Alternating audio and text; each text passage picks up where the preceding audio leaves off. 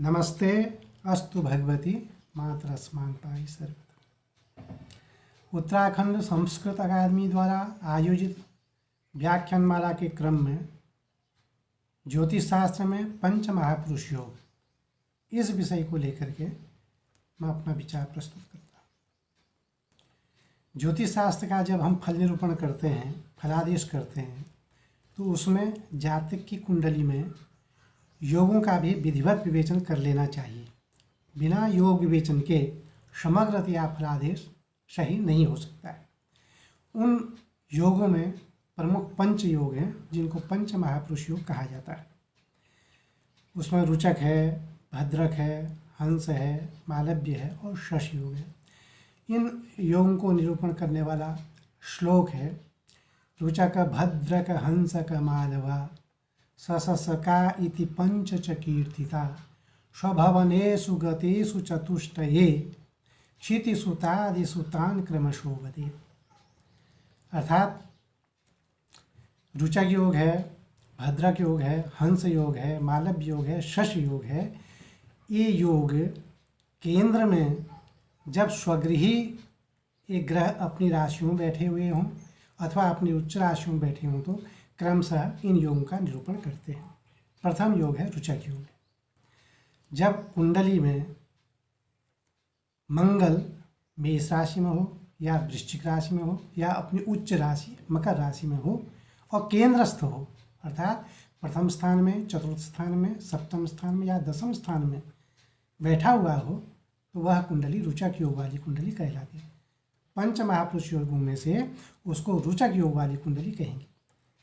और यदि बुध अपनी राशि अर्थात मिथुन राशि कन्या राशि में हो कर केंद्र में बैठा हुआ हो तो वह भद्रक योग वाली कुंडली कहलाती है। तीसरा हंस योग है। जब देवगुरु बृहस्पति धनु राशि में, मीन राशि में अथवा अपनी उच्च कर्क राशि में होकर के केंद्रस्थ हो तो वह हंसक योग वाली कुंडली कहलाती है। चौथा मालव्य योग। जब शुक्र स्वगृही अर्थात वृष राशि में या तुला राशि में अथवा अपनी उच्च राशि मीन राशि में होकर के केंद्रस्थ हों तो वह मालव्य योग वाली कुंडली कहलाती है। पांचवा है शश योग। जब शनि महाराज मकर राशि में हों या अपनी कुंभ राशि में हों या अपनी उच्च तुला राशि में हों और केंद्रस्थ हों 1, 4, 7, 10 में से किसी भी स्थान में यदि वे विराजमान हैं तो वह कुंडली शश योग वाली कुंडली कहलाती है। जैसा कि पंच महापुरुष योग कहा गया है, यथा नाम तथा गुण। ये योग जिन जिन कुंडलियों में होंगे वे व्यक्ति निश्चित रूप से विशेष पदधारी या विशेष स्थानों में आजीविका करने वाले, शासन करने वाले, उनके अधीन लोग सेवा करने वाले ऐसे जरूर होंगे। जैसे रुचक योग को लेते हैं तो आज के परिप्रेक्ष्य में देखें तो हमारे माननीय प्रधानमंत्री श्री नरेंद्र मोदी जी की कुंडली में रुचक योग है। लग्न उनका वृश्चिक है और मंगल स्वगृही होकर के लग्नस्थ है। चूँकि मंगल छठे भाव का भी मालिक है, छठा शत्रु भाव कहलाता है और रोग भाव भी कहलाता है, तो रुचक योग छठे भाव को लेकर के लग्नस्थ होने से उनका एक इसके लिए विशेषता उस योग में एक और हो जाती है, वो शत्रुनाशी भी बनाता है। उनके शत्रु क्षय होता है। उनके शत्रु उस जातक के को पराजित नहीं कर पाते हैं बल्कि वह जातक उन शत्रुओं को पराजित करता है। ये उस योग की विशेषता है। और स्थैर्य माना धैर्यवान वह व्यक्तित्व होता है, दीर्घ दृष्टि वाला वो व्यक्ति होता है, दीर्घ मुखाकृति वाला व्यक्ति होता है और नेतृत्व क्षमता वाला होता है, सेनापतित्व होता है, राजा होता है। तो यदि देखा जाए हम आज के परिप्रेक्ष्य में विश्लेषण करें तो हमारे माननीय प्रधानमंत्री में वह सभी गुण घटित होते हैं।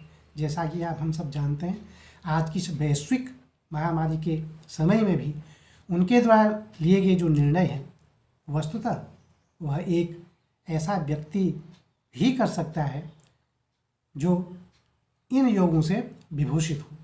दीर्घकालिक दृष्टि को देख करके उन्होंने जैसे लॉकडाउन किया हो अथवा उसको अपनी राज्य सरकारों में या अपने अधीनस्थ जो कार्य करने वाले मंत्रीगण हैं उनको लेकर के जो उनकी मीटिंगें आए दिन होती रहती हैं, तो वह एक ऐसा लक्षित होता है कि वास्तव में कि उनमें जो निर्णय लेने की क्षमता है, जो दूरदृष्टि है, जो उनके अधीन कार्य करने वाले हैं वे उनके अनुशासन को मानने वाले होते हैं।